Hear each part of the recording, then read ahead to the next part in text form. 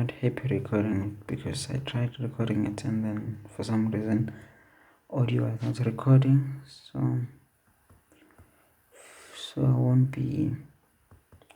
I'm repeating most of the stuff already set up and everything. So you have a shaft here revolving, and then if I cut there, you get this pi. The blue part is your bearing that is literally stationary, but this one is moving referent to the bearing. So then see this red line, if I cut again, I get something that looks like this, right? And remember the blue part is this one, same part, it's not moving the bearing. Then this one, it's your shaft. So this is the one with the velocity, not v naught. I don't know how I end up having v naught there. Think that one having some v1 of some number, right? And I can go back to my problem. I don't even know if you've read the problem, just because I'm repeating the question, so forgive me. So we have a viscosity of that much, and then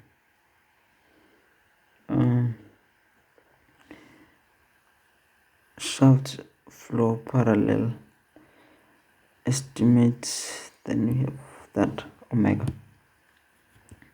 is going to equals to 8 revolutions per minute, and 1 minute is the same as 60 seconds, right? And 1 revolution is the same as 2 pi. So you see I'm doing dimensional analysis there. Then if I do that, let me compute. So after computing, I'm getting that. I hope that I didn't make any mistake, but after all, numbers don't really matter as long as you see how am I cooking this, then you'll be fine. So we have that, right? And it's worth noticing that, remember, this is like a tangential velocity, right? Your one, right? Like tangential velocity, we don't know it. We know that we can find tangential velocity from circular motion is equals to r omega. I mean, do we know our r? I think the diameter for the shaft is given to be 75, so it's going to be 75 by removing millimeters divided by 2. Omega is the one that we just have here, 8.7. Let me store this value as a 7, doesn't matter. That, then if I compute it, then I get 1/10 of a pi. I could just write it like that. No, the other way around. Of a pi, which is somewhere around 0.314. Let me store this number at b. Right, that's my number, 0.314.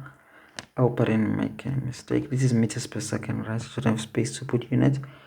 So with that being said, we also know that your du all over dy right is somewhere same as u all over h. We get this thing from derivation, obviously, but now our u, we just squared it, r omega, which you already know it anyway. I shouldn't put in h, is a distance between the plate, right? This one is 0.314. If I'm correct with this value, can calculate and check. If I made a mistake, h is a distance between the plate, so that's literally a gap here. They're telling us this gap, I think it's 25 mm, so I'll have 25 or 0.25 times 10 negative 3. Then I'll compute again. So that's my p, where's p, divided by, what number is this? 0.25 times 10 negative 3. I got 400 pi, which is somewhere around 1 256.63. I hope I'm correct because I'm not willing to redo this problem again. Okay, assuming that is correct, shift the door at C. I should put this number at B, it's fine. Okay, this number is already at B again. Jesus, okay, fine. I think I'm tired. Okay, then this number is on B. Then I know that our shear is equals to that, of which is equals to mu du dy, of which is mu is just they give us the things on thing that we have 0.2 by 1256. Then it's going to be 0.2 by B according to what I have here. What is B? Is that number? Is it? Then I get 80 pi. Isn't scary because I want to have 80 pi, didn't I? Okay. Okay, it's fine. I hope I haven't done any mistake again. Then if I have shear, remember shear is force all over area. So if I'm talking about a shaft like this, the area you're interested in is this area, the outside shell of the cylinder. So force, is it okay? We already have this one is 80 pi.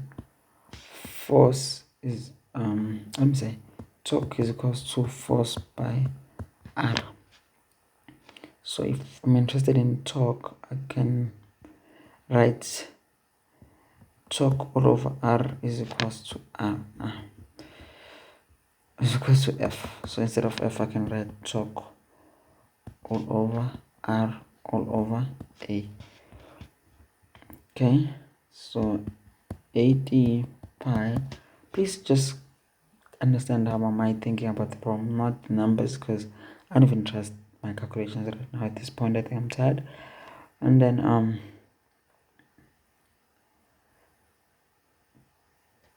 torque all over R is the radius of the shaft from there to there. We're still going to use 75 times 10 negative 3 all over 2 all over area 2 pi R for circumference, then multiply by the length of the bearing, right? 2 pi R is the same thing. 75 by 10 negative 3 all over 2. Then its area multiplied by the length of the bearing. Did it tell us the length? It's 160. That's the number. So I think I'll have 160 times 10 negative 3 here. Then I'll have torque as unknown. Then torque is going to equal to, let me go punch. And then if you solve, I plug this on a calculator. I also did a video how to solve for x using calculator here because I don't like doing the whole transposing, multiplying both sides. That's you math people do, but 3530 torque is in Newton meters. So this is the answer. So the idea was easy. You find torque from this formula, then from torque you can use, you find shear from this formula. From shear you can find force over area, then force you write in terms of torque, then solve for torque. Also it was understanding how you slice that and that. So I think if you can picture this drawing, you can solve the problem. Thank you for your time. Please check the other questions on the fluid dynamics playlist. I do think they will be helpful.